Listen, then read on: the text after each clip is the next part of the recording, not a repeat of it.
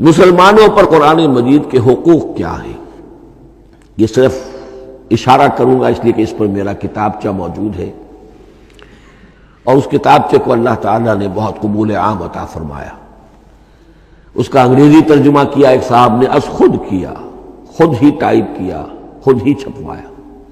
عربی ترجمہ ایک صاحب نے کیا، خود کیا۔ فارسی ترجمہ ایک صاحب نے کیا، خود کیا، بغیر کسی معاوضے کے۔ ملیشیا میں وہ چھپ چکا ہے، لاکھوں کی تعداد میں عام ہو چکا ہے۔ پھر میں نے ایک موقع پر 1970 میں رمضان مبارک کے دوران آخری عشرے میں مولانا بن نوری رحمۃ اللہ علیہ تشریف لائے ہوئے تھے مدینہ منورہ، اور میں نے بھی وہ پورا رمضان مبارک اس سال وہیں کیا تھا۔ میں نے ان کو دیا تھا کہ آپ دیکھیے اس میں کوئی غلطی ہو تو مجھے بتا دیجئے، میں اسے بڑے پیمانے پر شائع کرنا چاہتا ہوں۔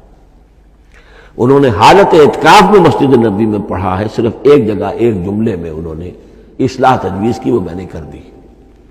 اس اعتبار سے اب یہ کتابچہ جو ہے مصدقہ ہے مولانا محمد یوسف بن نوری رحمۃ اللہ علیہ کا۔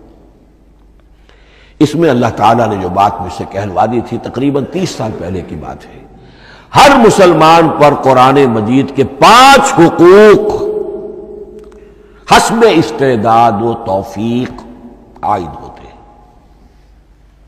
پہلے یہ کہ اس پر ایمان ہو جیسا کہ ایمان کا حق ہے، صرف زبانی ایمان نہیں، دل سے یقین کہ یہ اللہ کا کلام ہے۔ اور اس کا نتیجہ کیا ہوگا؟ پھر عظمت اس کی پیدا ہوگی، ایمان و تعظیم، یہ پہلا حق ہے۔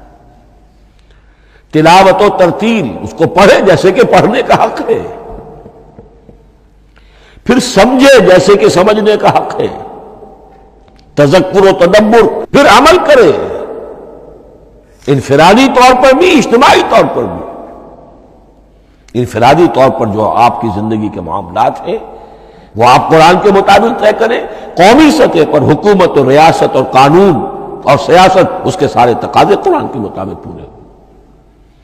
اور آخری یہ کہ اس قرآن کو پہنچائیں اور عام کریں، جس کے لیے حضور نے اس حد تک اس میں عمومیت کر دی ہے کہ بلغوا انی ولو آیۃ، پہنچاؤ میری جانب سے خواہ ایک ہی آیت پہنچاؤ، میرا کوئی امتی اس سعادت سے بالکل محروم نہ رہ جائے۔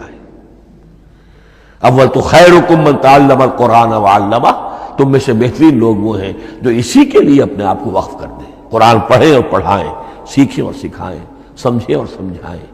اس لیے کہ سمجھنے اور سمجھانے، سیکھنے اور سکھانے، پڑھنے اور پڑھانے کا بھی کوئی ایک لیول تو نہیں ہے۔ ایک عام لوگوں کی سطح ہے، ایک ان سے اوپر کی سطح ہے، ایک انٹلیکچوئلز کی سطح ہے، ایک جینیس لوگوں کی سطح ہے۔ ان تمام سطحوں پر قرآن کو سمجھانے کے لیے، پہنچانے کے لیے خود بھی تو اوپر اٹھنا پڑے گا، خود اسے سیکھنا پڑے گا، خود اس کی گہرائی میں غوطہ زنی کرنی پڑے گی، اور یہ ایک لائف لانگ پروسیس ہے۔ یہ کوئی پارٹ ٹائم جاب نہیں ہے، یہ کوئی صرف پیس ٹائم نہیں ہے، یہ کوئی ہابی نہیں ہے۔ ہمہ وقت ہمہ تن، خیرکم من تعلم القرآن وعلمہ۔